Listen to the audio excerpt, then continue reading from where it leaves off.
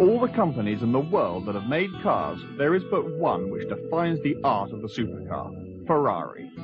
Ever since the war, Ferrari has been in the business of making the fastest, sexiest, and just plain most desirable cars on the planet. To drive a Ferrari, any Ferrari, is a joy, a fascinating blend of simply prodigious talents and often infuriating faults too. But to drive Ferrari's flagship, a 12-cylinder monument to automotive excess, is something else again.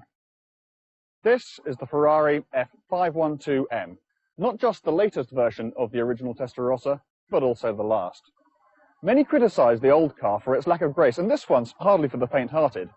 But like the looks or loathe them, there is one part of this car over which there is no argument: the engine.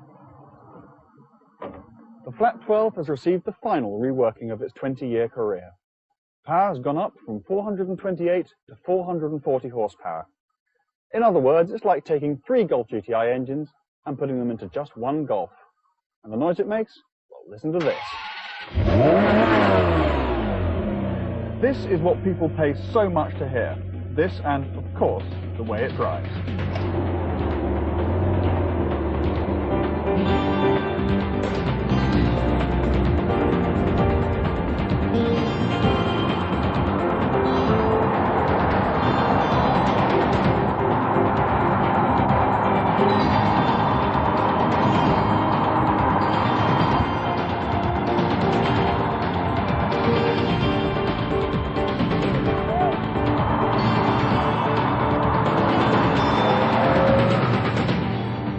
What you get when you buy a Ferrari is more than a dramatic shape and a big engine.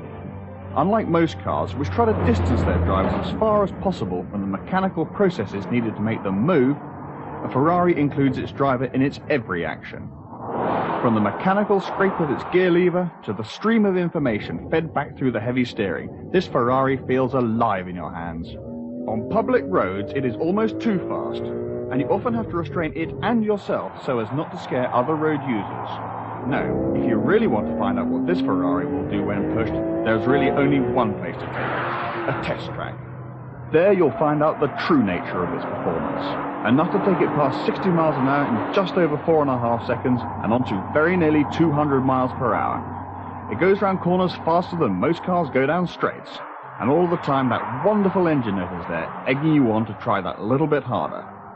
Despite a stiff gear change, a heavy clutch and offset pedals, the car remains a wonderful challenge to drive hard.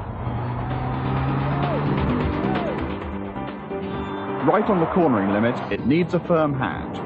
Because the 5-speed gearbox is underneath the engine, the car has a high centre of gravity, so that when it starts to slide, it does so rather swiftly. Get it right though, and the rewards to be gained from a hard workout on the test track are almost limitless.